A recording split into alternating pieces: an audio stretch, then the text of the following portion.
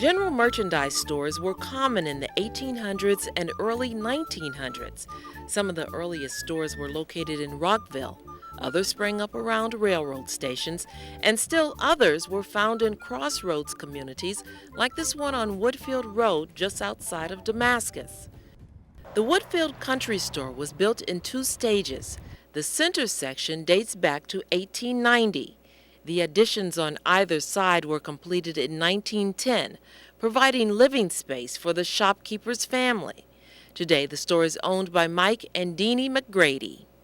The store was in terrible shape until we came in 5 or 6 years ago, and we started to rehab the store. And we feel we have an obligation to maintain its importance in the community and whatever historical significance there is. We want to keep that. We got a lot of help from the county, and we're convinced that if without that kind of help, stores like ours would not be able to renew themselves and continue to be a part of the community. Like Poole's store, Woodfield was and continues to be a gathering place. Thank you very much. In Woodfield, there are only 2 buildings that serve those needs, the store and the church.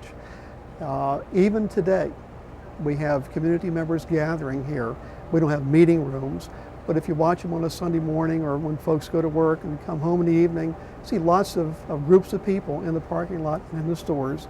They're talking about their lives in the community and what's going on at the school and in the high school. Stores like this were scattered all over Montgomery County.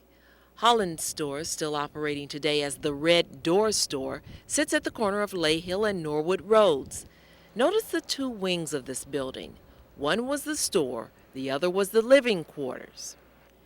Perry's store, located at the intersection of River Road and Falls Road, dates back to 1880. Built by Thomas E. Perry, it served as a general store, a post office, and a residence. In 1986, the building was moved when the intersection was widened. Today, Chevy Chase Bank uses it for office space. Darby's store in Bellsville was not so lucky.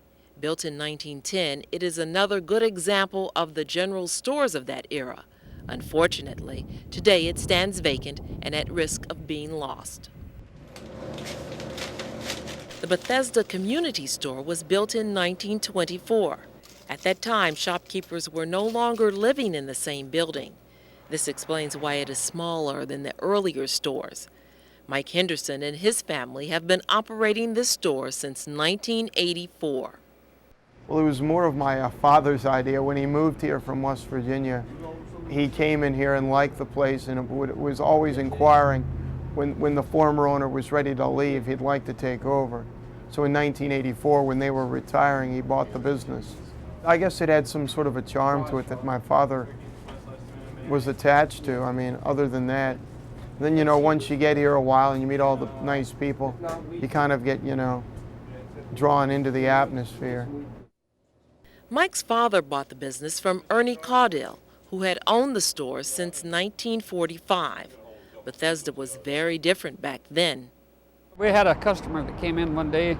She called her husband and said, "I'm way out here in the country." Of course, it was NIH wasn't there when we started this. They had 3 little buildings over on the front, and all that's been built.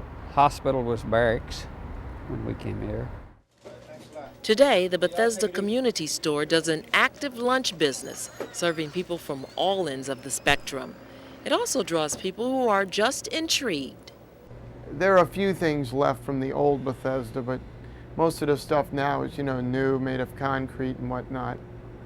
I think in any suburban area, most stuff now is, you know, of concrete and metal, and when you can find something that's actually made of wood, people like strolling through there just to see what's going on and if it's still the same as it was. I mean, there are a lot of people that have moved and come floating back through town and see the little building and stop, that are curious.